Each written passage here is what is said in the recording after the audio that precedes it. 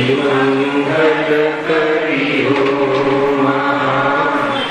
રંગકરણ કૃપા ત્યાંથી મિલે સમાજ સબ આવે નિજ પદરામ મિત્યા ભાવય ભાવતી જે પ્રગટે નિજ ભાવ તે જયવંત રહો સદા એ નિજ મોક્ષ ઉપાય। श्री मोक्ष मार्ग प्रकाशक ग्रंथ से बीजा अधिकार पर આપણે સ્વાધ્યાય ચાલે છે। નવીન બંધનો વિચાર એ પ્રકરણમાં જે બંધનો જીવમાં બે પરિબળ કહ્યા, યોગ અને કસાય। યોગ द्वारा स्थिति बंध, योग द्वारा प्रकृति बंध અને प्रतिस्पंद થાય છે। तत्पश्चात कसाय द्वारा कर्मों स्थिति बंध અને અનુભાગ બંધ થાય છે। તે પ્રકરણની ચર્ચા આપણે અહીંયા પ્રારંભ કરી છે। Page number 31। વળી એ કસાય વડે તે કર્મ પ્રકૃતિઓમાં તે એટલે કયા કે જે યોગ દ્વારા આવ્યા હતા। આવો આશ્રવ આત્માની સાથે આવ્યા હતા અને જે પ્રકૃતિઓમાં સિદ્ધાંત અનુસાર પહેચાયા હતા। એ કર્મો કેટલા કાળ સુધી આત્માની સાથે સંબંધ રહેશે એમાં આત્માના કસાયરૂપ પરિણામ નિમિત્ત છે એમ કહેવું જોઈએ।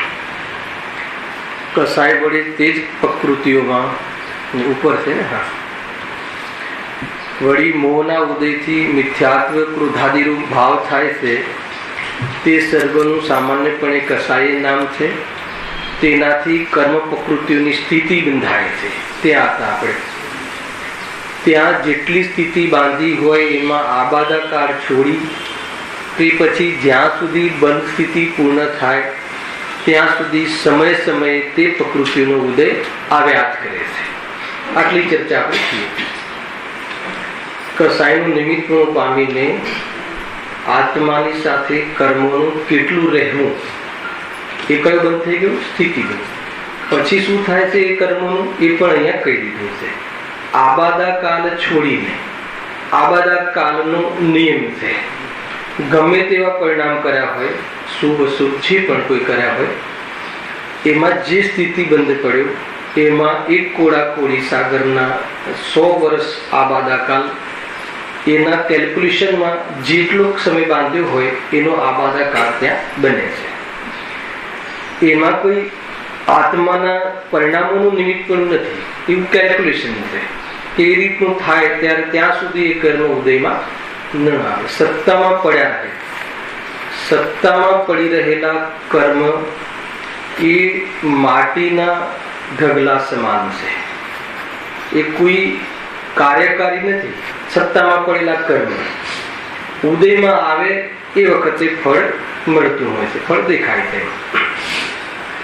તો અહીંયા જ્યાં સુધી આબાદાકાલ છોડીને બહુ ચર્ચા થઈ ચૂકી છે આપણે અહીંયા।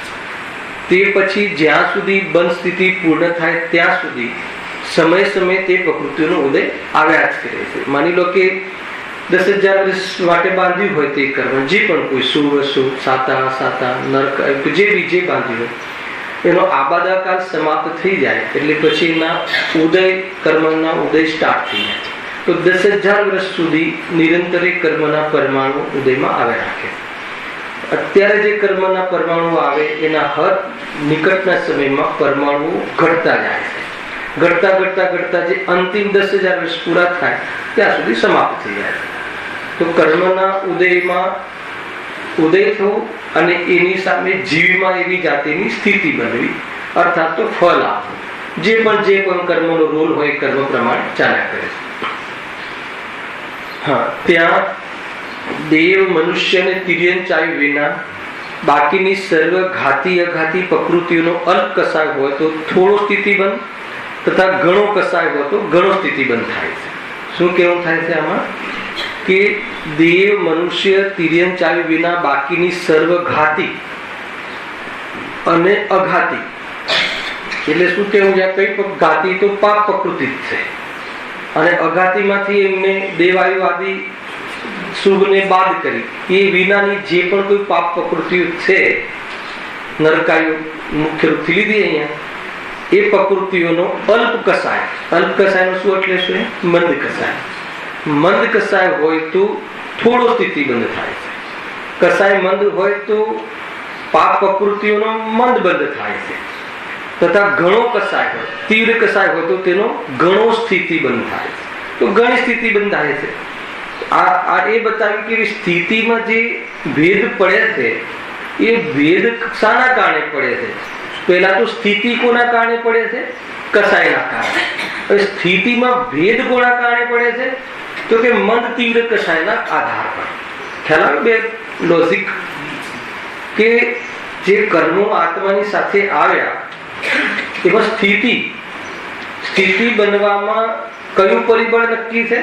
કસાય જીવમાંથી. કેટલી પડે? ઓછી પડે કે વધારે પડે? બે રીતે લઈએ શુલ્કતર. ઓછી કે વધારે એનો આધાર કોણ છે? મંદતા અને તીવ્રતા. કસાયની મંદતા હોય તો પાપ પ્રકૃતિઓ નો અલ્પ બંધ થાય, અલ્પ સ્થિતિ બંધ થાય, અને કસાયની તીવ્રતા હોય તો એનો સ્થિતિ બંધ ઘણો થાય છે. તો સિમ્પલ છે, સામાન્ય બતાવ્યું છે. આના તો બહુ ફેક્ટર્સ છે, પણ અહીંયા જેટલું ઉપયોગી છે એ રીતે એક ડિગ્રી ટુ ડિગ્રી આના બંધનું સ્વરૂપ છે.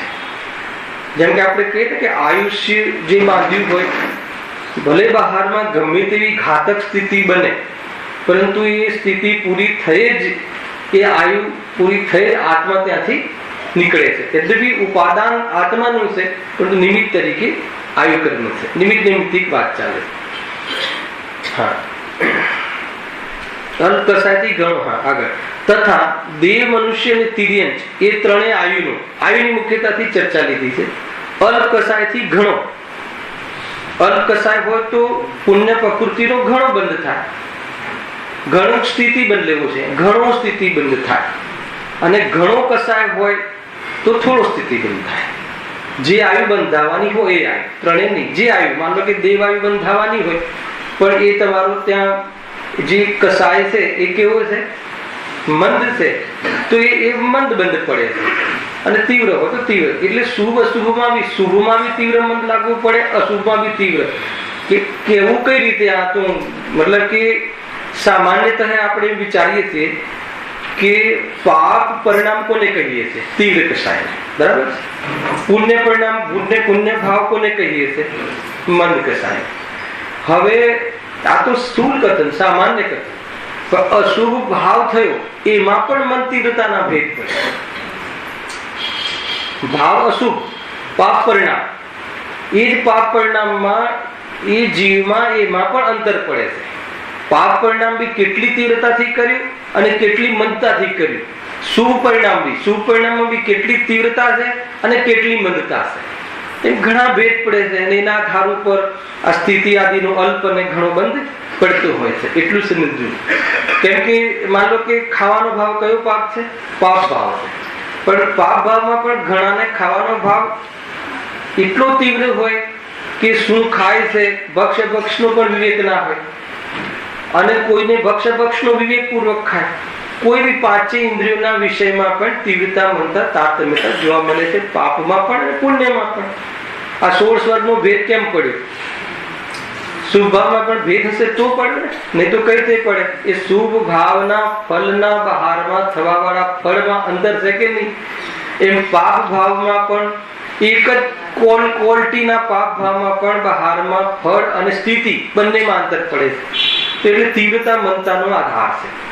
સ્થિતિ બંધાવી એ કસાય નિમિત્ત છે, કેટલી બંધાવી એ તીવ્રતા મંદતાના આધાર ઉપર છે. એટલું તમારે શોર્ટકટમાં સમજી જાવ. બરાબર. આગળ હવે કયો બંધ બાકી રહી ગયો?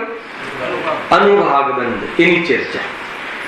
વળી એ કસાય વડે જ તે કર્મ પ્રકૃતિઓમાં અનુભાગ શક્તિના, કઈ પ્રકૃતિઓ?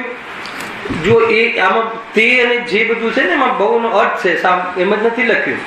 વળી એ કસાય વડે, એટલે જે એક જ કસાય ચાલે છે ને, ક્યાંથી ચાલે છે? યોગ વખતથી.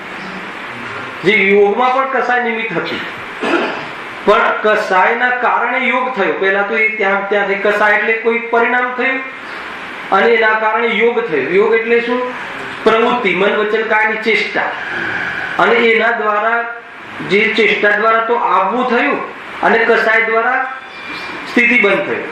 ચેષ્ટા દ્વારા આવવું થયું અને વિભાજન થયું, અને કસાય દ્વારા સ્થિતિ બંધ થયું. એ જ કસાય વડે. અને કયા કર્મોનું? તે જ કર્મોનું.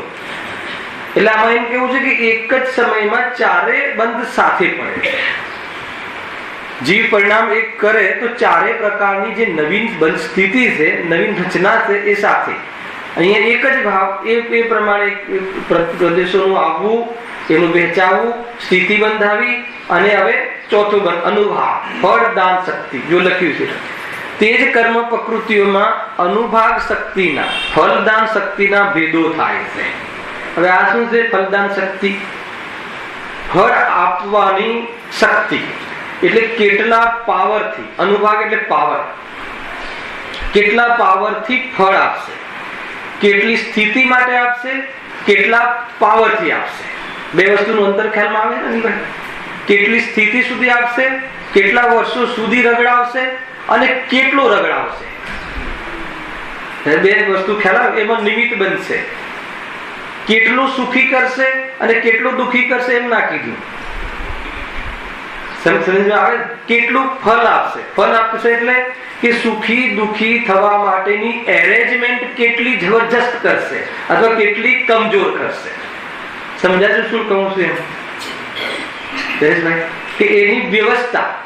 માની લો કે શરીરમાં એવો જબરજસ્ત રોગ, 106 ડિગ્રીનો તાવ આવવો. એક જ વાતાવરણ ચાલે છે, માની લો હમણાં અહીંયા, અને એ જ વાતાવરણ કોઈ એવી હવા ચાલે છે, અને એમાં એક બે જીવને તાવ આવ્યો. હવે એક જીવને 101 ડિગ્રી તાવ રહ્યો અને એકને 105 ડિગ્રી રહ્યો. તો 101 ડિગ્રી પાવર વાળો તાવ આપવો અને 105 ડિગ્રી વાળો પાવર વાળો તાપ આપવો. અંતર થયું ફલદાન શક્તિ. હવે એમાં સુખી થવું કે દુખી થવું એ અલગ ફેક્ટર છે. એ અલગ. તમને એમ લાગતું હશે કે 105 વાળો જીવ વધારે દુખી અને 101 વાળો જીવ ઓછો દુખી, એ સંયોગની ઓરથી કહે. ખ્યાલ આવે? એમાં જેટલો મોહ હોય એટલો દુખી. મોહમંદ હોય તો ઓછો દુખી, ને મોહ ના હોય તો સુખી. આટલા ફેક્ટર્સ છે. આપણને એવું હંમેશા સંયોગોની ઓરથી જોઈએ છે કે આપણા જે માપ છે પુણ્યના ઉદયથી માપ છે, સુખી દુખીના. ખ્યાલમાં આવે છે કે નહીં? અહીંયા કસાયના ઓરથી સુખ દુઃખના માપ છે. આપણે તો બહારનો કોઈનો પુણ્યનો ઉદય વિશેષ હોય તો એને એમ સમજે કે આ સુખી છે, અને બહારમાં પાપનો ઉદય હોય તો સમજે કે દુખી છે. તો એમ નથી. સ્થિતિ ગમે તેવી હોય, સુખ દુઃખ સાથે સ્થિતિની, પણ પૂર્વમાં જેવા ભાવ કર્યા હતા એવી વ્યવસ્થા બને. આનાથી ઘણો લાભ થાય છે. આપણે જે આરોપ આપીએ છીએ ને કે અમારી સામે કોઈ જોતું નથી ને અમારે કેવી જાતિની પરિસ્થિતિ છે, અને નિમિત્ત તો એક તો કર્મ નિમિત્ત છે. સ્વયં બાંધેલા કર્મના માધ્યમથી આ ફળ આવે. વાત એ છે કે એ સમયમાં પણ દુઃખી ન થવું હોય, એ અનુભાગ જે ફલદાન શક્તિ છે ને, એ શક્તિ જે ફળ આવે એ વખતે દુઃખી ના થવું હોય તો કહે છે કે તું પુરુષાર્થ દ્વારા શુદ્ધ ઉપયોગ કરી લે, તો કે દુઃખનું તને વેદન નહીં થાય, સુખનું વેદન થશે. જૈન ધર્મમાં આ મોટી વાત છે. એક એક ફેક્ટર સ્વીકારે છે. જો આજની ગાથામાં આવ્યું ને કે શુદ્ધાત્મા ધ્રુવ છે, એને ઉપલબ્ધ કરવા યોગ્ય છે, તો જૈન ધર્મમાં અધ્રુવપણાને સ્વીકાર્યું, ન સ્વીકાર્યું એમ નહીં, અધ્રુવપણાને પણ સ્વીકાર્યું, અધ્રુવપણાને પણ એ ઉપલબ્ધ કરવા યોગ્ય નથી. એટલે શું? આશ્રય કરવા યોગ્ય નથી. એ ભેદ કરાવે છે જૈન ધર્મ. નિષેધ નથી કરાવતું જૈન ધર્મ. એનાથી જુદા થઈ જવું આપણે, ખ્યાલ આવ્યો? એ નથી અને એમાં કંઈ કરવું, એ બે જગ્યાએ પુરુષાર્થ ન કરે રસિકભાઈ. બહારમાં સ્થિતિ નથી, કર્મ નથી, અને કર્મના ઉદયમાં આવી સ્થિતિ નથી એમ ન કહે. અહીંયા જૈન ધર્મનું બહુ જબરજસ્ત ટોન છે, એની વિધિ છે. કર્મ છે, કર્મનો ઉદય છે, એની સ્થિતિઓ પણ છે, પણ એ બધું અધ્રુવ છે. અને એ વખતે જે હું આત્મા, હું પર નહીં, પરમારા નહીં, એને આવી રીતે ગાથા છે, હું કેવળ જ્ઞાન સ્વરૂપ છું ને, એ ધ્રુવ છે. એ રીતે પૃથક કરીને એ ધ્રુવ છે, એ ધ્રુવ ઉપાદેય છે. ઉપાદેય છે એટલે હું પણ કરવા લાયક છે. એ બે ભાવમાં રમવા જેવું છે, બહારના બે ભાવમાં રમવા જેવું નથી. બસ આ જ છે વેદ વિજ્ઞાન. ગમે ત્યારે ગમે તે રીતે વાત કરીશું, અહીંયા આવીને આની સમાપ્તિ થશે. પણ કોઈ કે આ છે જ નહીં એવી પ્રરૂપણા જૈન ધર્મમાં નથી. બધું છે ને, કર્મ છે ઉપરથી. આ લગભગ આ ફરીથી સેશન ચાલુ કર્યું ત્યારે મેં ખાસ એક ટિપ્સ આપી હતી કે વ્યવહારને અર્થાત આ જે બીમારી જે છે એ બીમારી બતાવવાના પાછળ હેતુ એ છે કે ત્યાંથી વિરક્ત થવા જેવું છે, અને સ્વભાવ બતાવવા પાછળનો હેતુ છે કે એનો મહિમા કરવા જેવો છે, સામર્થ્યનો. બસ આ બે વિધિ જે ચાલ્યો જાય તો જ્યાં જેનો નિષેધ છે નિષેધ દેખાશે, અને જેની સત્તા છે એની સત્તા દેખાશે, અને સ્વરૂપમાં રમી લેશે, અને પરિણામમાંથી રાગનો અભાવ થઈ જશે. બસ આ રીતે વિધિ છે. એમાં બહુ કષ્ટ નથી, કોઈ કષ્ટ, બહુ નહીં શું કષ્ટ જ નથી. આ તો સહજ છે, સરળ છે, બહુ ઊંચી વાત છે. બધું શું કહે છે વળી? હા, અનુભાગની વાત છે. અનુભાગ શક્તિ, ફલદાન નામ જ આપ્યું છે કે ફલદાન શક્તિ. અનુભાગ ભેદો થાય છે. આને અનુભાગ શક્તિ, જે ગાયના દૂધની ચીકાશ, ભેંસના દૂધની ચીકાશ, બકરીના દૂધની ચીકાશ, ચીકાશમાં અંતર છે, ચીકણાપણામાં. તો એમ કસાયનું પણ ચીકણાપણામાં અંતર છે. હર સમય અંતર પડી જાય છે. કસાય પણ ચીકણી હોય છે, ચીકાશ કહેવાય છે. કસાયને બીમારી કહી એ ચીકાશ છે આત્માની. એને લગે કે આ કર્મ ચોટે છે ને, કેટલી ચીકાશ હતી પરિણામમાં, અંતર ખ્યાલમાં આવે છે. મતલબ બહુ જોરથી કસાય, બહુ જોરથી કોઈ બૂમ મારીને બોલતો હોય તો આપણે માપ કલેગાની કસાય બહુ છે એવું નથી હોતું. એકદમ શાંત બેઠો હોય, કોઈ કે આ ધાર્મિક છે એવો હોય તો પણ એની કસાય ખતરનાક હોય. બહારમાં પ્રવૃત્તિથી જ દેખાય એવું નથી હોતું. લોકો ધર્માત્મા માને અને અંદરમાં અનંત કસાય હોઈ શકે છે. સ્વરૂપ એવું છે ભાઈ. એટલે ચીકણાઈ, જે ચીકણાઈ છે એ તો એને ફિલિંગ્સમાં આવે અને સર્વજ્ઞના જ્ઞાનમાં આવે. એક અંશ એને પોતાને ફિલિંગ્સમાં આવે, 100% આવે કે તમને કેટલી આકુળતા થાય છે. ભલે બહારમાં પ્રગટ કરવાનો અવસર ના મળ્યો, પણ અંદરમાં તો એને ખ્યાલ આવે કે મને કેટલું, કે દુઃખ એનું માપ છે, ફળ છે, પ્રમાણ છે. એ પોતાને આકુળતા કેટલી થાય છે.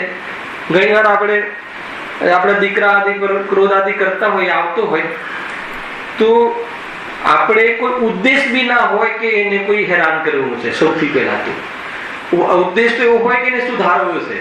અને કસાય આવી ગઈ તો આવી ગઈ એ યાદ પણ ન રહે, એટલી મંદ આવી જાય. દેખાય ઘણી, બીજા સમયમાં આપણે નોર્મલ થઈને વાત કરતા હોય એનો અર્થ એ થઈ ગયો કે આપણી કસાય એની સાથે એટલી એ કેટેગરીની નથી, એટલી ડીપનેસ, ડેપ્થ નથી. પણ થઈ કરી તો જેટલી ડેપ્થ હતી એટલો અનુભાગ, એમાં રસ, એને રસ કહે છે, અનુભાગ કહે છે, ફલ કહે છે. ફલ આપવાની શક્તિ એવી જાતિના કર્મો આવીને બંધાય છે. કેટલી સ્થિતિ માટે અને કેટલા કાલ માટે અને કેવી જાતિના ફલ માટે, કેવી જાતિની કેટેગરીનું, એ રીતે. જો હા, હવે શું કહે છે? જો ત્યાં જેવો અનુભાગ બંધ થાય તેવો જ ઉદયકાળમાં એ પ્રકૃતિનું ઘણું વાત થોડું ફળ નીકળે છે. હવે આ ઉદયની વાત, હવે એ ઉદયમાં આવે. ઉદયમાં ક્યારે આવે? આ બધા કાલ પછી. હવે ઉદયમાં આવે એટલે ઉદયમાં એનું ફળ લઈને આવે. ફળ લઈને આવે એટલે એની સ્થિતિ એટલા વર્ષ સહ્યા કરે. બહુ પહેલા એક વખત મેં અહીંયા એક વાત કરી હતી કે જે જીવનું જીવન પૂરું દરિદ્રતાથી જવાનું હશે તો એનું દરિદ્રતાથી જશે.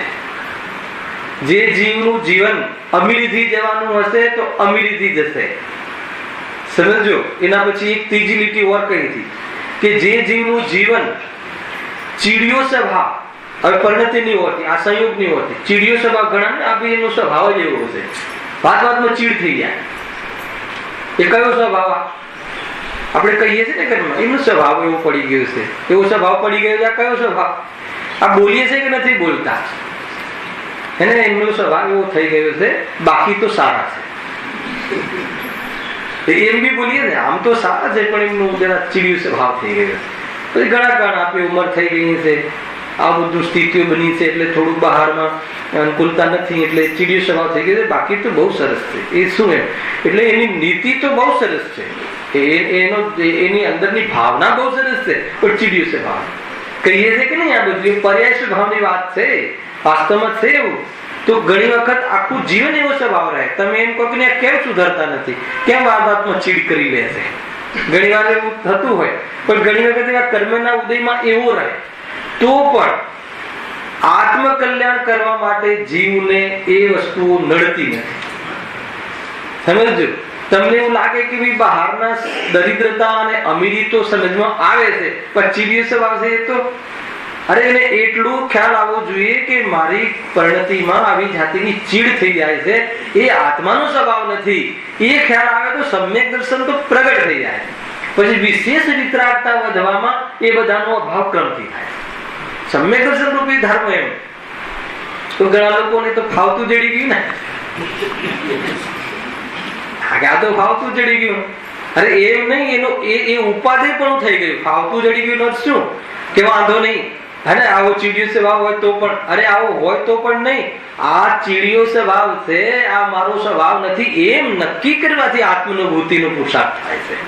પણ વાંધો નહીં એમ કરવાથી તો એ તો ઉપાધિ પણ પક્ષ આવી ગયો એનો. સમજ આવે છે કે નહીં? હે શું કે વિશેષ કસાય? હા, ઉપાધિ માને તો કસાય, પાછી એ કસાયનો પક્ષ આવી ગયો. એ તો કસાય ધારવાની પક્ષમાં વાત થઈ, એને પંપાડવાની વાત નથી. હવે એ સ્વભાવ પડી ગયેલો છે, એટલી એની પડી ગયો છે ઇન ધ સેન્સ કે એવો સ્વભાવ એને વર્તમાનમાં આવી રહ્યો છે. અરે એ ચાહતો નથી તો પણ આવી રહ્યો છે. જીવ એ જીવને પૂછો, ઘણી વખત ભદ્ર જીવ હશે ને તો શાંતિ વખતે કહેશે કે ખરેખર હું ચાહતો નથી, પણ મારાથી આવું થઈ જાય છે, વસ્ત થઈ જાય. ઘણી વાર કહે જો એટલો સરળ કરુણા વાળો આ ધર્મ છે, કઈ વાંધો નહીં, તને એટલો તો ખ્યાલ આવે છે ને કરવા લાયક નથી. તું પક્ષ તું રસ્તામાં અથવા તો માર્ગમાં આવી શકે નહીં. ખ્યાલ આવે છે કે નહીં? જેને કશાય કરવા લાયક નથી એવું ખ્યાલમાં આવી ગયો હોય, એના ઘરમાં આવો કોઈ જીવ હોય ચીડિયા સ્વભાવ વાળો, તો એને આ દૃષ્ટિથી જુઓ કે રે ભાઈ એ કશાય ચાહતો નથી ને, કસાય તો મટાડવા માંગે છે ને. છે વાત જુદી છે, મટાડવા માંગે છે કે નહીં, મટાડવા માટે માંગે છે ને મટે છે, નિયમ છે. હવે ક્યારે મટશે, કેવી રીતે મટશે પછીની વાત છે. મટશે એના સ્વકાલમાં મટશે. તો એ રીતે છે. તો બહારના જ્યાં ઉદયો આવે છે ને, જે દરિદ્રતા, તો હવે આ નાનાથી ખ્યાલ આવે કે ભાઈ એ જીવે પહેલા એવા કરતૂત કર્યા છે, તો એ પ્રમાણે એની દરિદ્રતા, ભલે અત્યારે દરિદ્રતા મટાડવા ઉથલપાથલ કરે, ઓર દરિદ્ર થઈ જાય. બને છે કે નહીં? ભરતભાઈ ઓર ડબલ પૈસા લગાવે, ગરજો કરીને લગાવે, ઘર ગીરવે મૂકીને લગાવે, તો બધી બધું ડૂબી જાય. તો એનું જે રીતે જવાનું હશે, એટલે એમાં કઈ બહુ એમાં કઈ માથું મારવા જેવું નથી. એ ફલદાન શક્તિના આધાર ઉપર પરિસ્થિતિઓ બને છે. ભરોસો કરવા જેવો હોય, કરવા જેવો છે. અને આત્મિક કલ્યાણમાં જરા પણ પ્રમાદ કરવા જેવો નથી બહારની પરિસ્થિતિના કારણે. કેમ કે પૂર્વ કર્મકૃત એની અનુભાગ શક્તિ જે હોય છે, એ બંધન થયું હોય છે, એનો એ પ્રમાણે ઉદય આવ્યા જ કરશે. પેલું પ્રયત્ન કરવો કે ના કરવો છે, પ્રશ્ન તો ઉભો ન ઉભો રહે છે. સમજમાં આવે છે કે નહીં? પ્રયત્ન કર્યો, જે જેટલા વર્ષ થયા છે 50 વર્ષ સુધી, તો કેટલાય પ્રયત્ન સફળ કરે. કોઈને પ્રયત્ન કરતા વધારે મળે છે, કોઈને પ્રયત્ન પ્રમાણે નથી મળતું. એનો અર્થ એ થઈ ગયો કે પ્રયત્નથી નથી મળ્યું. પ્રયત્નથી પ્રયત્ન થયો છે, બીજું કાંઈ નથી. એ પરિણામ થયા છે, મમતા આદિ થયા છે, રાગ થયો છે, પણ પૈસા કમાવાનો પ્રયાસ, પૈસા કમાયો છે એવું નથી. તો એટલું બતાય તો કરવું શું? મેઇન પ્રશ્ન એ છે. પ્રયત્ન કરવો કે ના કરવો, કરવો ના કરવાની વાત નથી. પ્રયત્ન કરવાનો રાગ જ્યારે જ્યારે આવે ત્યારે એનાથી નથી મળતું, જાગૃત રહેજો. એક અને જ્યારે એનાથી મળતું નથી છતાં પણ મોહના કારણે મને આવો રાગ આવે છે, તો મને થોડીક જાગૃતિમાં ખ્યાલ આવે છે કે એ પ્રમાણે નથી મળતું. તો આવા જે કથન જે જીનવાણીમાં થયા છે, એ જીનવાણી સમજવા, વસ્તુ સ્વરૂપ સમજવાને જીવનમાં પ્રાયોરિટી આપજો. આ રીતે છે. બાકી આ તો મોહનું તો સ્વરૂપ જ જુદું છે. એક તીવ્ર મોહનું ઉદાહરણ મેં આપ્યું છે, પણ બોલી કોઈ પ્રવચનમાં કોઈના ઘરે યાદ નથી. તો તીવ્ર મોહ હોય ને, તીવ્ર, માનો કે કોઈ પ્રસંગ હોય ઘરની અંદર અને ચાંદીના વાસણો પ્રસંગમાં કાઢે, તો માનો કે પૂજન રાખ્યું હશે, તો એક લોટા ઉપર ચાંદીની થાળી ઢાંકવાની હોય, એક થાળી ઢાંકી. હવે પૂજા સમાપ્ત થઈ ગઈ અને થાળી ખોવાઈ ગઈ. હવે એ શોધે છે ચાંદીની થાળી, મોહ છે ચાંદીની થાળી, અને એટલી સરસ અમે પૂજામાં ચાંદીની થાળી વાપરીએ. હવે ચાંદીની થાળી પ્રત્યે એટલો એને એકત્વ બુદ્ધિ હતી, શોધ્યા કરે. છેલ્લે ને એવું વિચાર આવ્યો કે કદાચ જેના પર ઢાંકી હતી એમાં તો નહીં પડી ગઈ. તમને આવે ને શું કેવું છે? એકવાર જોઈ લેવામાં શું વાંધો છે? અરે એમાં કેવી રીતે જાય? 5 ઇંચનું મોઢું છે ને 10 ઇંચની થાળી છે. અરે પણ જોઈ લેવામાં શું વાંધો છે? ખ્યાલ આવે છે કે નહીં? તો મોહનો તો કોઈ ભરોસો નથી શું કરાવે, અતિ મોહ. ખ્યાલ આવે છે? તો મોહમાં જે શું કરે, અરે ભલે કમાશું, નહીં કમાઈએ તો કઈ વાંધો નહીં, પણ પ્રયત્ન કરી લેવામાં શું વાંધો છે? કદાચ મળી જાય તો. આ રીતનું જીવન તીવ્ર મોહમાં. મંદ મોહ હોય તો અરે મને પ્રયત્ન કરવાનો ભાવ તો આવ્યો છે, પણ મળવું પ્રયત્નને આધીન નથી. એટલે વિશેષતામાં ઉપયોગ, સમય નહીં, ઉપયોગ. એટલે આમાં વિશેષ ઉપાદેય પણ ન માનતા, જે મેં આ વાત જે જીનવાણી માતાએ જે ગુરુએ કહ્યું છે એના સાનિધ્યમાં વિશેષ સમય ગાળીને અને આ વાત સમજવી પ્રાયોરિટી જેના જીવનમાં થઈ જાય છે, એ વાસ્તવમાં ગ્રહસ્થ પણ છે અને સાચો શ્રાવક છે. ખ્યાલ આવે કે પંચમ ગુણસ્થાન વાળી વાત નથી, કહેવાનો પણ શ્રાવક છે. તો આ બધી ચીજોથી આ તમને કર્મ થિયરી જે સમજીએ છીએ ને આપણે, એના દ્વારા એ ખ્યાલ આવે કે જ્યારે અનુભાગ શક્તિ એ સ્થિતિની સાથે બંધાઈ ગઈ, આજે જે ભાવ કર્યો, સમજો, બહુ ભૂતકાળ ને વર્તમાન ભવિષ્યમાં જવું નથી, હમણાં જે ભાવ કર્યો, જે ક્રોધ કર્યો, જે કર્યો, તો એનાથી સ્થિતિ બંધાઈ કે નહીં? કે હવે એ કર્મ આવ્યા હતા જે એની સ્થિતિ કે ભાઈ હવે આના નિમિત્તે તારે 100 વર્ષ સુધી તને પીડા પહોંચે એવી જાતિના કર્મ ઉદયમાં આવશે. અને જેટલા અંદરમાં જેવા ખોટા અભિપ્રાયથી ને જેટલા ખોટા ઉદ્દેશથી અને જેવી માયાચારીથી જેટલી તાકાત માયાચારીની કરી હતી, કસાય શક્તિ, તાકાત એટલે શરીરની શક્તિ નહીં, જોરથી માર્યું એ નહીં, કસાય શક્તિ. ભલે કોઈને અડ્યા વગર પણ માયાચારી જોરદાર, એમ કે એવી કાંઈક અહીંયા હું સાચું બોલું જ નહીં કે જેથી એને લાભ થાય, એવી અંદરમાં ચૂપ રહીને જે રીતે હોય એવી તાકાતથી જે માયાચારી કરી હોય, તો એટલા પાવરથી કે તને બહારમાં આટલા વર્ષો સુધી અને આટલા પાવરથી તને ફલદાન શક્તિ અર્થાત એ ફલ આવ્યા રાખશે. એવો બંધ એ જ સમયે, એક જ સમયમાં આ બધું નક્કી થઈ જાય છે, તય થઈ જાય છે, ફિક્સ થઈ જાય છે. ખ્યાલ આવે છે કે નહીં? તો એનો અર્થ શું થયો કે એ પ્રમાણે કેવું સ્વરૂપ છે ભાઈ કર્મનું? જુઓ તો ખરા એમ કે ફિક્સ, જે આત્મા તો છે અનાદિ અનંત, પણ અનાદિથી આ જીવ કર્મની સાથે અર્થાત એના ફલમાં આ રીતે નક્કી કરી અને નવા પ્રકારના પ્રકરણો ખોલે છે. એક જણ સાથે 50 વર્ષ રહેવાનો કોન્ટ્રાક્ટ કરીને આવ્યો, 50 વર્ષ પૂરા થઈ ગયા એટલે જતો રહ્યો, વળી નવા કોન્ટ્રાક્ટ એ સમયમાં કરી લીધા. કોઈની સાથે કેટલું રહેવું? અનાદિકાલની જો એ ધારામાં જોઈએ તો કેટલા જીવો સાથે, અર્થાત એમ કહીએ કે એવો મિથ્યાત્વ લઈને જેવા સંબંધો થઈ શકતા હોય એવા બધા જ સંબંધો, એને એવા બધા જ પદાર્થોની સાથે સમય ગાળ્યો પરંતુ આજ સુધી એક જીવ પણ એનો થઈને ન રહ્યો અને મૂર્ખ બનીને રહ્યો. વૈરાગ આવી જાય તો આ કર્મથી કેવી જાતિના. હવે આપણે જેની સાથે કોન્ટ્રાક્ટ છે 50-60 વર્ષનો, જેવી આપણો જે ફેમિલી કુટુંબ સાથે, પછી શું થશે? કોણ ઓળખશે કે આ પિતા હતા?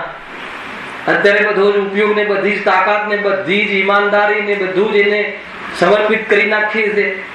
બધું જ નેવે મૂકીને આપણે કરીએ જીતુભાઈ, બધું જ છોકરાઓના લક્ષથી પોતાના રાગની પુષ્ટિ કરવા માટે બહારથી પણ વિચાર કરવા જેવો છે કે કોન્ટ્રાક્ટ સમાપ્ત થઈ ગયા પછી જ્યારે કયો કોણ પિતા કોણ પુત્ર સામે ફરીથી ત્યાં બાજુના પડોશના ઘરમાં જન્મે તો બી ઓળખે નહીં, અને ઓળખે તો શું કરી લે? કઈ આપે નહીં, ઓળખે તો આપે. કદાચ અધિકારી મુનિરાજ આવે ને કહે કે આ પડોશમાં હતું પહેલા તું, એમનો પુત્ર હતો, અત્યારે એમને ખાવા પીવા પણ નથી, થોડું કંઈક આપી આવો તો આપે. સમજો કેવું સ્વરૂપ છે. કર્મ થિયરી ઘણું બધું સમજ. શુદ્ધાત્મા જેની વચ્ચે લિપટાયેલો છે તો એ કર્મોના ફળમાં દમ નથી, કર્મમાં દમ નથી, એમ નક્કી કરી અને એનાથી નિવૃત્ત થઈને એની વચ્ચે રહેલો જે શુદ્ધાત્મા છે એને ત્યાં સુધી ઉપયોગને પહોંચાડવું છે. કોઈ જગ્યાએ કોઈ બી પડાવમાં અટકવું નથી. આપણે થોડોક કોઈ પડાવ મળ્યો ત્યાં બસ અટકી ગયા. તો આ બધા પડાવમાં ન અટકીએ એટલા માટે આ બધી ચર્ચા આવે છે. ઘણી વખત આપણે સમયસર શુદ્ધાત્મા સુગાણીના બોલની ને બધી યાત્રામાં ચર્ચા કરતા હોઈએ ને તો ઘણા કહે કે ભાઈ તમને બીજા પક્ષની ખબર છે કે નહીં? અરે ચરણાની સાંભળવું હોય તો આપણી પાસે છે, બધું જ છે. જીનવાણીના માધ્યમથી ગુરુદેવની કૃપાથી ખ્યાલ આવે કે શું વાત કરો. કૃપા બી હોઈ શકે ને. પરાપર ગુરુઓના ઉપદેશથી, એમાં કહ્યું ગુરુની મહેરબાનીથી ખ્યાલ આવે કે એનું બોલે એની ચર્ચા આપણે ત્યાં કરીશું. મને મારે એ બોલાવશે. મહેરબાની એટલે શું ને કઈ રીતે શું છે ને બધું સમજમાં આવે છે કે નહીં? કહેવાનો અર્થ એટલો છે કે આપણે દરેક વસ્તુ દરેક એંગલથી સમજવું જરૂરી છે. જો તે કર્મ પ્રકૃતિઓમાં અનુભાગ શક્તિના ફલદાન શક્તિના ભેદો થાય છે. ત્યાં જેવો અનુભાગ બંધ થાય તેવો જ ઉદય કાળમાં એ પ્રકૃતિઓનું ઘણું વા થોડું ફળ નિર્દેશ છે ને. હવે આ તો પ્રત્યક્ષમાં ખ્યાલ આવે એવું છે. સ્થૂલ ધર્મ છે આ તો. સ્થૂલ ધર્મ એટલે સ્થૂલ યોગ્યતા છે, ધર્મ એટલે યોગ્યતા ધારણ કરવાની. આપણે ખ્યાલમાં આવે છે એક જ માના પેટે જન્મે અને બંનેને પિતાજી બંનેને 1-1 કરોડ રૂપિયા સરખા વેચી આપે, બધું જ સરખું બહારમાં કરવામાં આવે તો બી એનું ટકવું, એનું ન રહેવું, એના ફળ આવવા બધા જુદા જુદા છે કે નહીં? તો કે જેવું તે પહેલા બાંધ્યું હતું એવી જાતિની ફલદાન શક્તિ આવે, એ પ્રમાણે બને છે. હવે ઘણા મા બાપને 4 દીકરા હોય, હવે એક છોકરા પ્રત્યે ઓછો સોફ્ટ કોર્નર હોય, એક છોકરા પ્રત્યે વધારે સોફ્ટ કોર્નર હોય, એવું પણ બને કે રાગનું સ્વરૂપ એવું નથી. તો આપણને એવું થાય કે મારા માટે આવું કેમ, મારા માટે આવું કેમ, એનું આ જવાબ છે. કોઈ છોકરાને એમ થતું મારી સાથે જ આવું કેમ, તો કે બાપુ આ તે પહેલા એવી અનુભાગ શક્તિ એ રીતે ફલ કર્યું છે તો એવી જાતિનો યોગ તને થયો છે. પેલા જીવને તારા પ્રત્યે સોફ્ટ કોર્નર ન આપવું એનું ઉપાદાન છે, પણ એવા સોફ્ટ કોર્નર ન આપવું એવા જીવના સંયોગમાં તારું પેદા થવું એ તારું ઉપાદાન કે નહીં? એ તારું ઉપાદાન છે, એ કોઈની મહેરબાની નથી. એમ સીધું સટવાત છે. એટલે શું નક્કી કરાવ્યું કે તું એને આરોપ નહીં આપ, તારા પ્રત્યે ભાવ નથી આવતું. ઘણા મા બાપ ને જે દૂર રહેતો હોય ને એ દીકરા પ્રત્યે બહુ પ્રેમ આવે. વર્ષમાં 1 વાર આવે હલવાના 2 પેકેટ લઈને તો બી એના પર બહુ પ્રેમ આવે. આ બધું તો આપણા ઘરમાં કઈ કોઈને ત્યાં જઈને જોવાની જરૂર છે? પેલું રોજ સેવા કરે, પેલું રોજ જે દવાખાને લઈ જાય, રોજ એ વહુ એને બધું ગરડા હોય તો જેવી સેવા એ પ્રમાણે કરવી કરે. અને ઓલી વહુ ફર્સ્ટ ક્લાસ 1 વર્ષમાં 1 વાર આવે અને 2-4 હલવાના પેકેટ લઈ આવે, થોડું ડાચું લઈ આવે તો એને એના વખાણ કરે આખું વર્ષ. મારો એક બેટો અમેરિકા રહે છે ને આમ છે ને તેમ છે. હવે એને જસ છે, આને જસ નથી મળતો. તો બંનેની પોતપોતાના ગેસ પ્રકૃતિનો ભેદ છે, ફલ શક્તિમાં ભેદ. એકવાર આવી જાય ને આખું વર્ષ જસ ખાટે, આખું વર્ષ મહેનત કરે ને એકે વાર જસ ન ખાટે તો કોઈ શું કરે? ફલદાન શક્તિમાં અંતર છે કે નહીં? એ આંગળી કરવા જેવી નથી કે મા બાપ તમે કેમ આમ કરો છો, એમને ભાવ નથી આવતો, એમનું ઉપાદાન છે. અને એવી જગ્યાએ મારી ઉપલબ્ધિ થઈ, એવો સંયોગ છતાં ત્યાં દુઃખી ન થવું હોય તો આ જીનાગમના માધ્યમથી એ એસ પ્રકૃતિનું કાર્ય છે. આત્માની સાથે સંબંધ નથી, એમ નક્કી કરીને તું મજા કરી શકે છે. હું કર્ણાનુયોગની મુખ્યતાનો વિષય અધ્યાત્મથી ચલાવી રહ્યો છું, ખ્યાલ આવે તમને? યદ્યપિ આમાં તો ફટાફટ છે, અનુભાગ શક્તિ કહેવાય, એનું આ છે, એનું આ છે, એનું આમ છે, પણ એનું પ્રયોજન શું, એની સાથે આત્માને શું લાભ છે એ સાથે હું લઈ રહ્યો છું. એટલે આપણે થોડો સમય લાગે. બાકી ખાલી વિષય સમજાય તેવું હોય કે આ ચાર ભેદ છે, એમાં આમ થાય, પરમાણુ આ રીતે થાય, તો એ તો બહુ સમય નહીં લાગે. પણ એની સાથે આપણને શું લાભ? અરે વાત તો સાચી છે, હું એવું કેમ વિચારું છું? અને હવે બંધ સમય ચેત, ઉદય સમય સો ઊંચા. બેનશ્રી એક જ કથનમાં કર્ણાને કહી દીધું અધ્યાત્મની મુખ્યતાથી. ખ્યાલ આવે કે નહીં? હવે ઉદય આવ્યો છે ત્યારે તું બહુ વૈરાગ લાવે છે, અરે અમારે તો આમ થાય છે, તેમ થાય છે, પણ તારે તે બંધ સમય ચેતવા જેવું હતું. તો હવે નવો બંધ ન થાય એ રીતે તું ચેત. બંધ કોના કારણે થાય છે? કસાયના કારણે. તો કસાય કરવા જેવી નથી, નક્કી કર. અને કસાય કરવા જેવી નથી તો શું કરવું? તો અકસાય સ્વભાવને જો. આખો ક્રમ આવી જશે, આખો અધ્યાત્મ ખીલી જશે, સ્વરૂપ આવી જશે. અને આખો જે આ વિષય છે ને એની છેલ્લી લીટી એ રીતે જો, છેલ્લી લીટી વાંચો 32 પાના. એટલા માટે મુખ્યપણે કસાય જ બંધનું કારણ જાણવું. જેવો એ બંધ ન કરવો હોય તેવો કસાય ન કરે. કલ્ક્યુઝન, કસાય ન કરે. જાણે એકદમ સરળ વાત હોય, કસાય ન કરે, સમજમાં આવે? પણ એ સિવાય બીજો ઉપાય છે જ નહીં. કર્મ રહિત થવું, દુઃખ રહિત થવું હોય, આ સ્થિતિઓથી બચવું હોય તો કસાય રહિત થવા સિવાય બીજો કોઈ ઓપ્શન છે જ નહીં. હે ને? એ ઠાની લેજો. અને કસાયનો અભાવ કરવાનો, પુરુષાર્થનો અભાવ કરવાનું જે કારણ આપણી પાસે ત્રણેય કાળે મોજૂદ છે. સબ અવસર આ ચુકા હૈ. બધો જ અવસર આવી ગયો છે.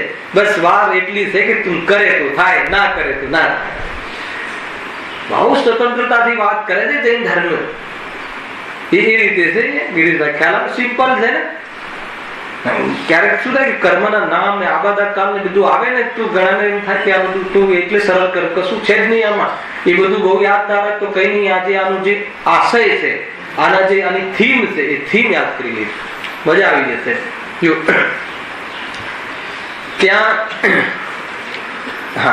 ત્યાં જેવો અનુભવ બંધ થાય તેવો જ ઉદય કાળમાં એ પ્રકૃતિનું ઘણું વા થોડું ફળ નીપજે છે. ઘણું વા થોડું શું આધાર છે? ઘણું વા થોડું આગળ બતાવશે. એ જ કસાયની મનતા અને તીવ્રતા કેટલી ડેપ્થથી કરી હતી એના આધાર ઉપર ફલદાન શક્તિ અને સ્થિતિ બની.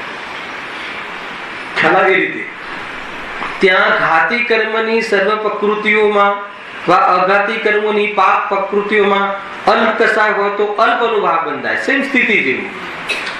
અને ઘણો કસાય હોય તો ઘણો અનુભાગ બંધાય છે. તથા અઘાતી કર્મોની પુણ્ય પ્રકૃતિઓમાં, ખ્યાલ, અઘાતી કર્મમાં પાપ પુણ્યનો બે ભેદ છે. ઘાતી તો પાપ રૂપ જ છે, એમાં કોઈ ભેદ નથી. એટલે આપણે પહેલા બધું સમજી લીધું છે.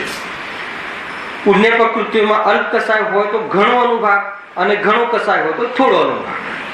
ખ્યાલ, પુણ્ય પ્રકૃતિમાં અલ્પ કસાય હોય તો ઘણો અનુભાગ બંધાય છે. કસાય મંદ હોય તો ઘણો અનુભાગ, ઘણી શક્તિ. અને કસાય ઘણો કસાય હોય તો થોડો અનુભાગ બંધાય. ઘણો કસાય હોય તો અનુભાગ થોડો પડે. હવે ઘણો કસાય હોય તો એ તો પાપ થઈ ગયું, એમાં બી પુણ્યનો બંધ પડે. હે ને? તો ગમે એટલો કસાય કરે પણ અલ્પ બંધ તો પુણ્યનો પણ સાથે પડે છે. જો ન પડે ને તો આ જ્ઞાનનો ઉઘાડ જે છે એ ન થાય તો સ્વભાવનો અભાવ થઈ જાય. ગુરુદેવે મોક્ષમાર્ગ કી કિરણેમાં આનું કોટેશન આપ્યું, વાંચી લીધું. બુક બી નથી લાવ્યું પણ એમાં આ વિષય છે. પણ અહીંયા તો આપણે સ્થૂળ સમજ્યું છે કે પુણ્ય પ્રકૃતિઓનો ઘણો અનુભાગ બંધ કયા પરિણામથી પડે? આપણે પુણ્યનો ઘણો અનુભાગ જોઈતો હોય તો કયા પરિણામ કરવા જોઈએ? હવે કોઈ નહીં બોલે. પુણ્ય તો કઈ જોઈએ? કોઈને પુણ્યનો ઘણો ફળ જોઈતું હોય તો કયા પરિણામ કરવા જોઈએ? એકવાર બુક માગી હતી તમે, કયા પરિણામ કરીએ તો કયું ફળ મળે? ભાઈ એ બુક, અરે એ બુક ને કરવું શું છે? પેલા ગણીને નથી થતું. પેલા મેં પેલો તમને ત્રિભાગ બતાવ્યું ને કે મતલબ કે 2/3 ભાગ કાલનો બાકી હોય આપણી પૂરી આયુનો, અને નવો આયુનો બંધ થઈ જાય છે. ખ્યાલ આવે છે કે નહીં? તો આપણે એવું વિચારી શકીએ કે અત્યારે આપણે 50 થયા, સમજી લો. તો 50 નો ત્રિભાગ કરો ત્યારે આપણું બંધ થયો હશે તો કેવા પરિણામ હતા? તો કેવો બંધ થયો હશે? અરે કેવો બંધ થયો હશે? બંધ તો કેવો બી હોય એ બંધ સ્વરૂપ છે, પણ બંધ કેવા પ્રકારના થાય છે એમ સમજીને વિરત થવાનું છે. સમજો, બહુ ઊંચી વાત છે આ. કેવો બંધ થયો હશે શું નક્કી? શું કામ? અરે બંધ તો બંધ જ છે ને, પણ અહીંયા શું કામ વર્ગીકરણ છે કે કેવા ભાવથી કેવા બંધ કર્યા તો પણ, અરે તે સ્વર્ગના બંધ કર્યા પણ સુખી ના થયો.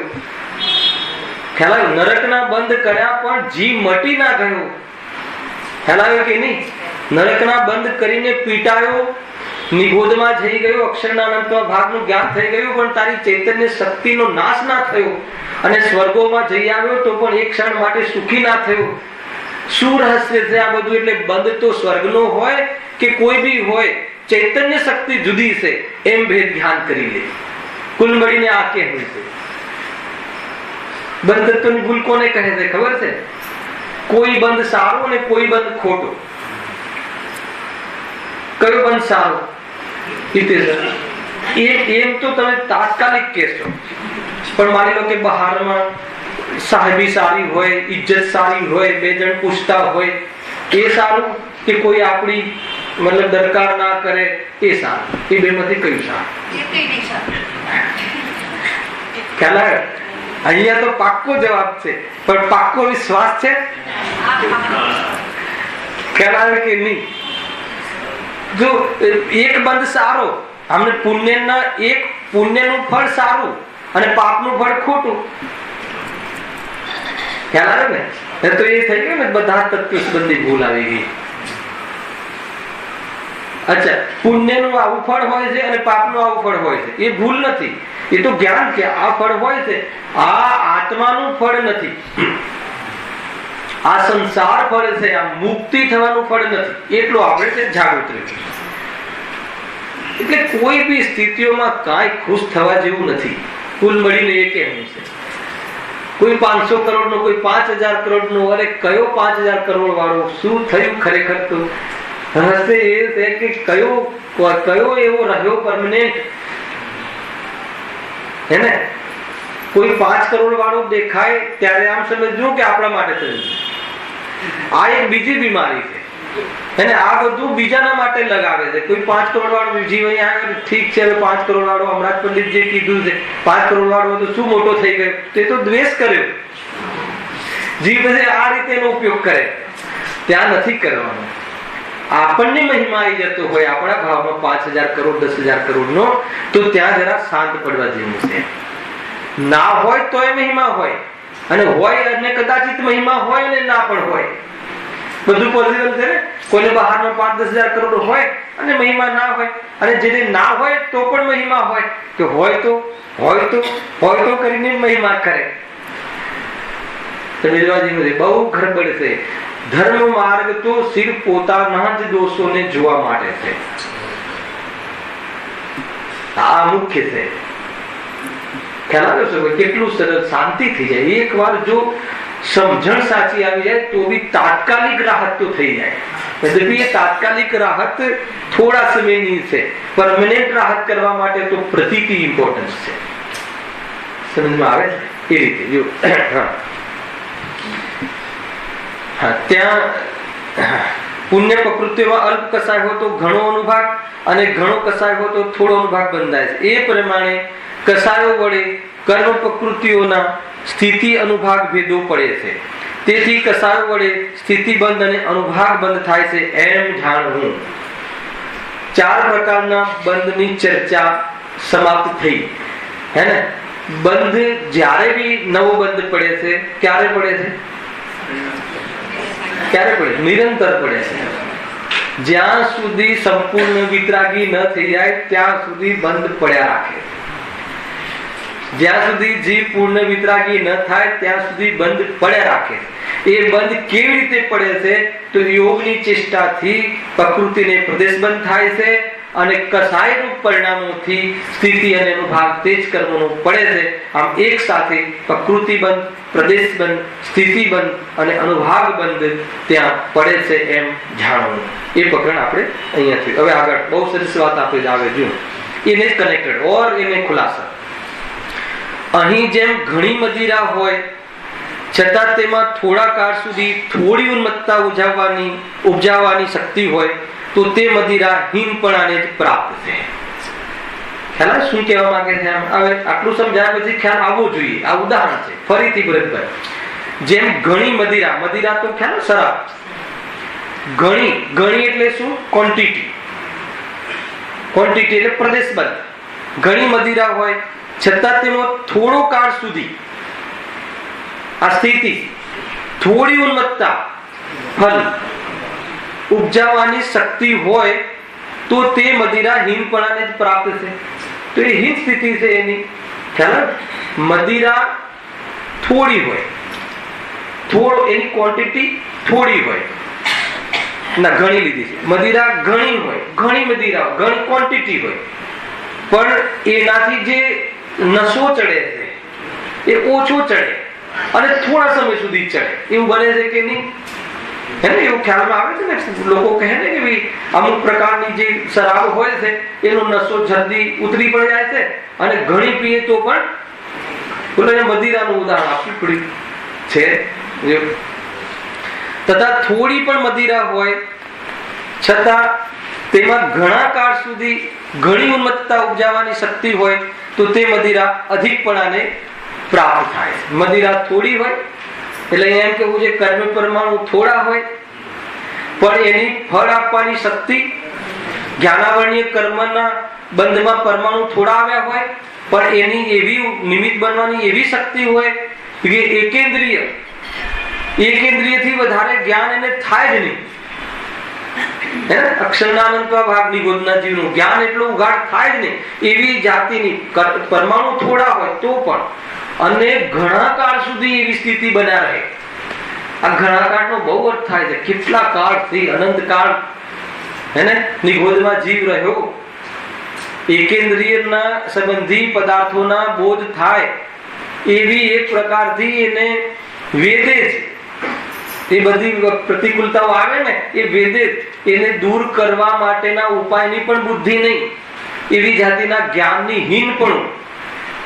અને એવું બની શકે કે એના કર્મોની જે ક્વોન્ટિટી છે એ થોડી હોય પણ ઉપજાવવાની જે શક્તિ હોય, ફળ આપવાની શક્તિ ઘણી હોય. એ પ્રમાણે આગળ કર્મમાં બતાવશે. જો હવે ઉદાહરણ, હવે સિદ્ધાંત. તેમ કર્મ પ્રકૃતિઓના ઘણા પરમાણુ હોય છતાં તેમાં થોડા કાળ સુધી થોડું ફળ દેવાની શક્તિ હોય તો તે જો તેમ કર્મ પ્રકૃતિઓના ઘણા પરમાણુ, કર્મ પ્રકૃતિ એટલે અલગ અલગ થઈ ગઈ, એ પ્રકૃતિ બંધ, ઘણા પરમાણુ એ પ્રદેશ બંધ હોવા છતાં તેમાં થોડા કાળ સુધી થોડું ફળ દેવાની શક્તિ હોય એવું બને હોય તો તે કર્મ પ્રકૃતિ હીનપણાને પ્રાપ્ત છે, એની સ્થિતિ ડાઉન છે. તથા કર્મ પ્રકૃતિઓના થોડા પરમાણુ હોય, પરમાણુ બહુ ઓછા હોય છતાં તેમાં ઘણા કાળ સુધી ઘણું ફળ દેવાની શક્તિ હોય તો તે કર્મ પ્રકૃતિ અધિકપણાને પ્રાપ્ત છે, તો તેની સ્થિતિ ઘણી અધિક છે. કુલ મળીને એ કહેવું છે કે પ્રદેશ બંધ અર્થાત તો કર્મની ક્વોન્ટિટી અને કર્મની પ્રકૃતિ સાથે જીવને સુખ દુઃખનો નિમિત્ત સંબંધ નથી.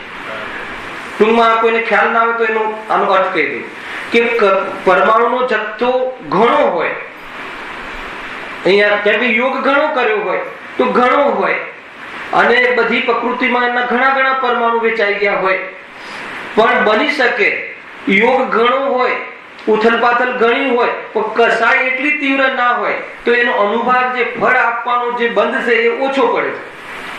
પરમાણુ આવે વધારે અને ફલદાન શક્તિ ઓછી અને સ્થિતિ ઓછી. તો સ્થિતિ ઓછી હોય અને ફલદાન શક્તિ ઓછી હોય તો એ જીવની દુઃખી થવાની જે પરિસ્થિતિ છે એ ઘણી હીન હોય છે, ઘણી ડાઉન હોય છે. એને દુઃખના બાહ્ય કારણો દુઃખના ઘણા ઓછા બન્યા છે, બાહ્ય કારણો. એટલે અહીંયા એ બતાવવું છે કે કોઈને થોડા કર્મ ક્વોન્ટિટી થોડા આવ્યા હોય પણ એની ફલદાન શક્તિ જબરજસ્ત હોય. ખ્યાલ આવે છે? સિમ્પલ છે. તો કુલ મળીને શું કહેવું છે કે 4 બંધની અંદર પ્રકૃતિ બંધ અને પ્રદેશ બંધ સાથે સુખ દુઃખને નિમિત્તપણા તરીકે પણ સંબંધ નથી. નિમિત્તપણા તરીકે એનું સ્થિતિ બંધ અને અનુભાગ બંધ જે નિમિત્ત પડે છે. જોઈએ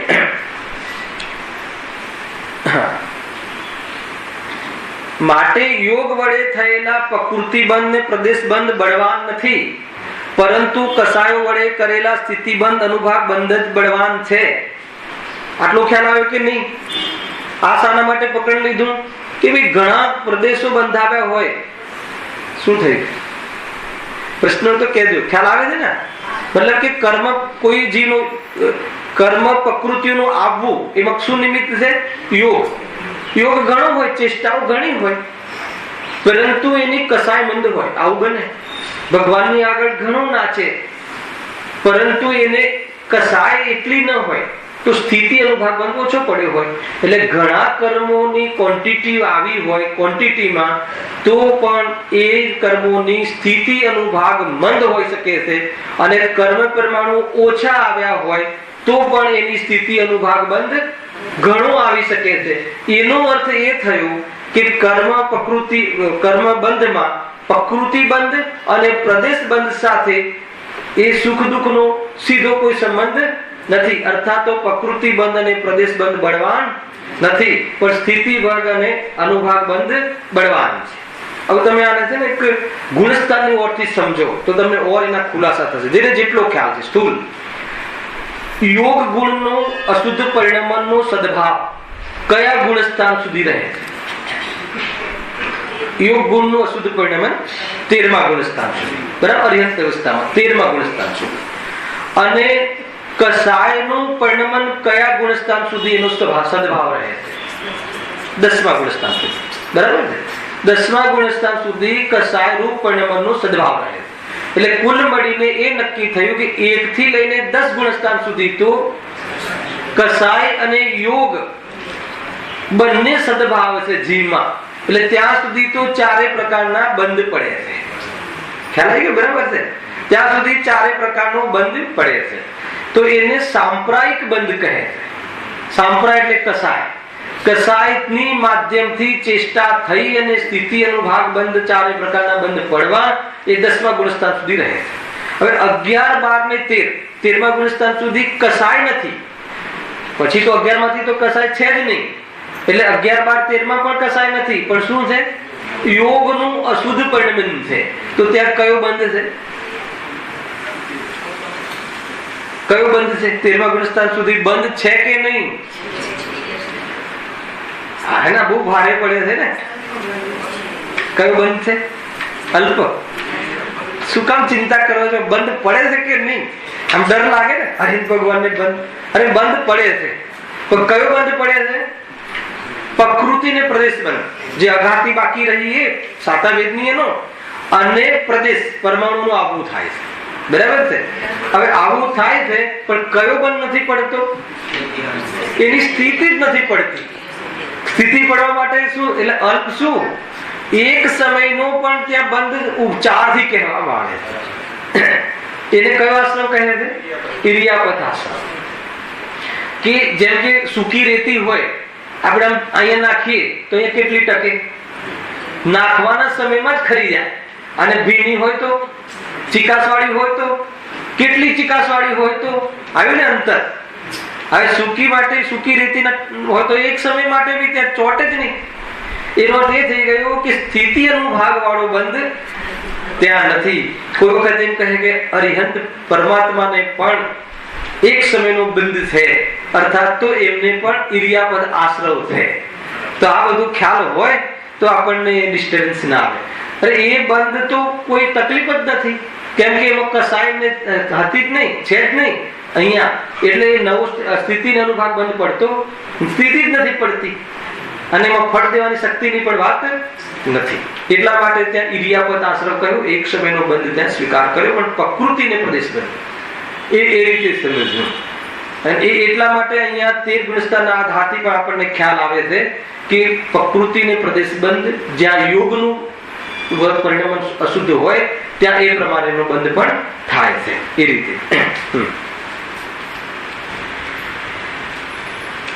હા જુઓ, માટે યોગ વડે થયેલા પ્રકૃતિ બંધ ને પ્રદેશ બંધ બળવાન નથી, પરંતુ કસાય વડે કરેલી સ્થિતિ બંધ અનુભાગ બંધ જ બળવાન છે.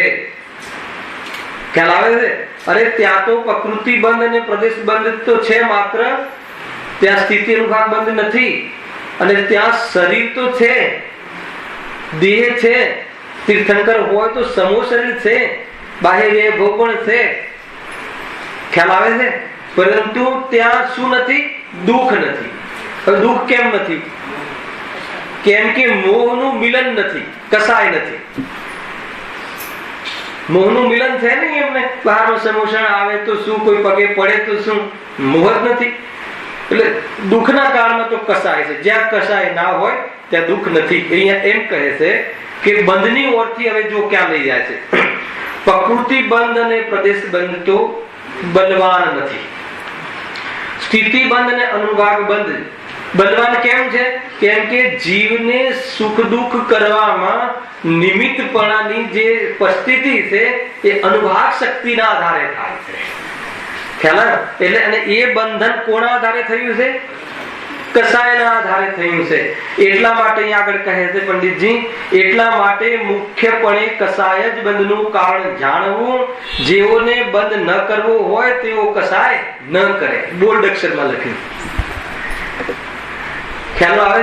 બોલ્ડ અક્ષરમાં લખ્યું કસાય ન કરે. એટલે કસાય મુખ્ય છે.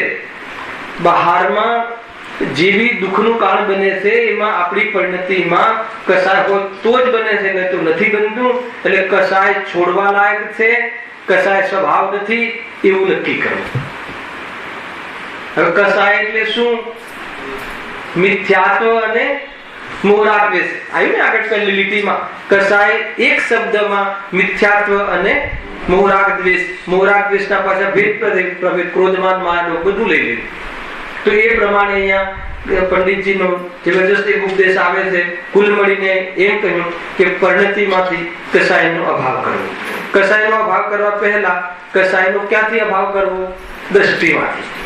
દ્રષ્ટિમાંથી કેવી રીતે અભાવ થાય? કે દ્રવ્યની દ્રષ્ટિ કરતા. દ્રવ્યની દ્રષ્ટિ કરતા કેવી રીતે કસાયનો અભાવ થાય? કેમ કે દ્રવ્ય એટલે દ્રવ્ય સ્વભાવ. દ્રવ્ય સ્વભાવમાં કસાયનો ત્રણેય કાળે અભાવ છે. દ્રવ્ય સ્વભાવમાં કસાયનો ત્રણેય કાળે અભાવ. આ સ્વભાવ ક્યાં છે? નિરંતર જાગતો જીવ હોય છે. નિરંતર માની લો કે કસાય ભલે જીવ ગમે એટલી કરે પણ ટકતી જ નથી, રહેતી જ નથી, તો કસાયનું ન રહેવું એવો આત્માનો ત્રણેય કાળે સ્વભાવ. એ સ્વભાવને જો લક્ષ કરે, એ સ્વભાવની શ્રદ્ધા કરે, એ સ્વભાવને સુખરૂપ માને તો કસાયમાં સુખ બુદ્ધિ તૂટે છે. સૌપ્રથમ શું તૂટે છે? કસાયમાં સુખ બુદ્ધિ, કર્તવ્યપણું, કરવા લાયક છે એવી જાતિની ખોટી બુદ્ધિ છૂટી જાય છે. પ્રથમ સ્ટેજ આ છે. કસાય સૌથી પહેલા છૂટતી નથી.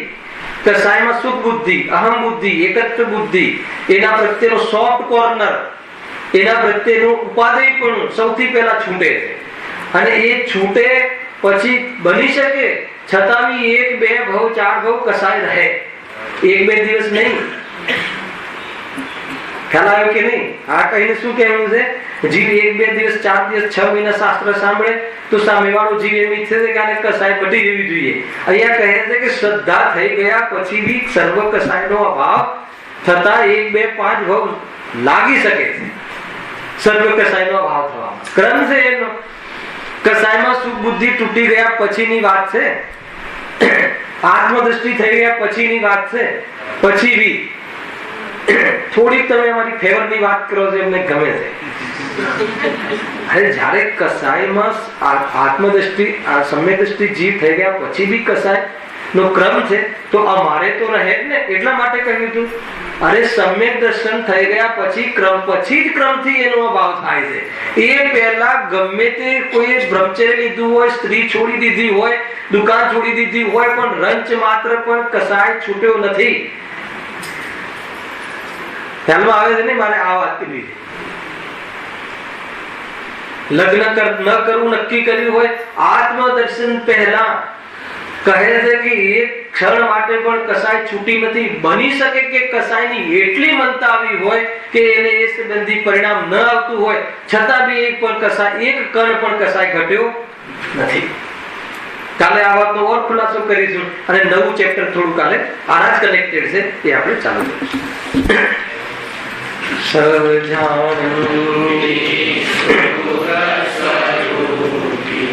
અવિનાશી